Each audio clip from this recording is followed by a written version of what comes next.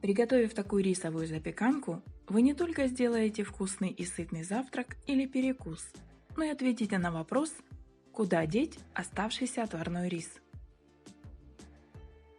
С него и начнем. Здесь я отварю рис, а вы можете использовать тот, который остался, уже готовый, отварной. Промойте рис несколько раз до прозрачной воды. Засыпаем его в кастрюлю, заливаем водой в соотношении 1 часть риса и 3 части воды. Ставим на огонь до закипания. Когда рис закипел, посолите его. Уменьшаем огонь до минимума, варим до готовности. Рис сварился. Промойте его и отставьте. Займемся подготовкой остальных компонентов. Возьмите творог. Это может быть 9 или 5%. Сметана для мягкости запеканки. Она придет на помощь, если творог немного суховат. Растопленное сливочное масло, или достаньте его немного заранее из холодильника, чтобы масло было мягким. Оставьте немного для смазывания формы. Сахар, яйца.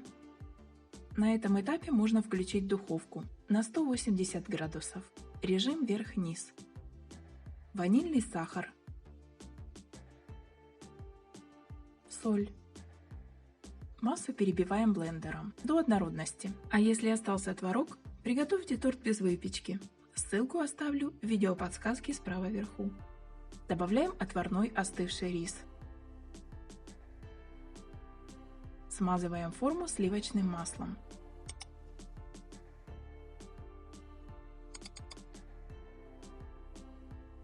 Я немного присыпала манкой, это не обязательно.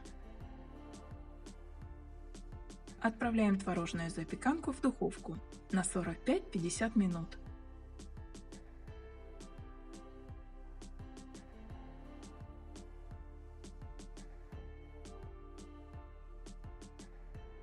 Это блюдо вкусное и горячим, и холодным.